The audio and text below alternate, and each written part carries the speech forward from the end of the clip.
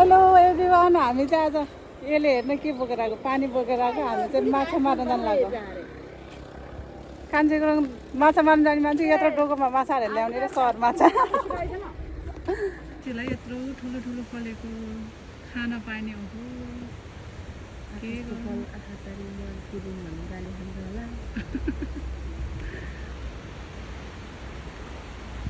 हाम्रो नारायणी हेर्नुहोस्, यो हामी यहाँ के अरे नारायणीको लोकल माछा मार्न आएको। मलाई बोल्न आउँदैन, यति मात्रै बोलेको। मेरो साथी उहाँ हिँडिराखेको छौ, कट्टु लाएर, रातो कट्टु लाएर। माछा आउँछ अरे रातो कट्टुमा भनेर। माछा मार्न माछा पाइन मलाई मन लाग्यो।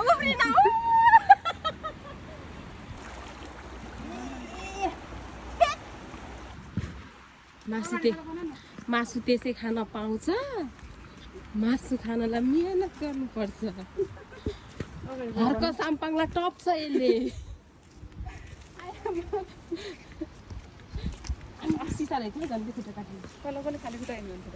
हरको साम्पाङलाई टप्छ है यसले चाहिँ। आज 4-5 किलोको ढुङ्गा बोकेर 1 किलोको मासु सुकाउनु।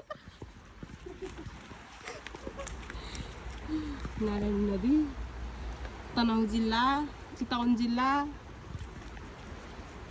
के जिन्दगी के बिजोग भयो यस्तो।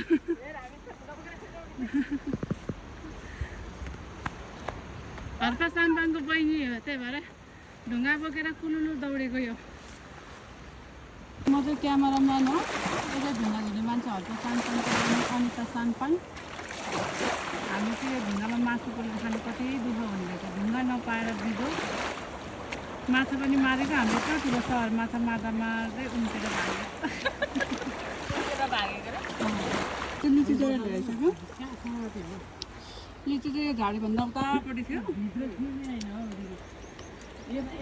लिची जोड्ने मान्छे चाहिँ त्यो माछा हुन्छ अहिले।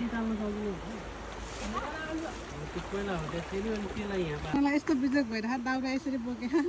यस्तो बिजोग के हो यस्तो। झोला झ्याम्टा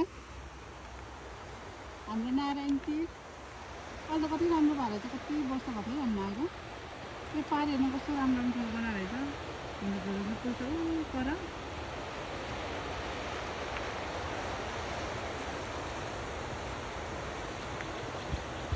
मासु पकाउने मासु पोल्ने सुर्सार हुँदैछ, आगो फुक्दैछन्। कान्छे गुरुङ यहाँ पे भएर बस्या। ढुङ्गा तातिने कहिले अनि त्यसपछि मासु हाल्ने भनेर देखाउनु पर्छ नि। हामीले नारायणतिर मारेको माछा अन्त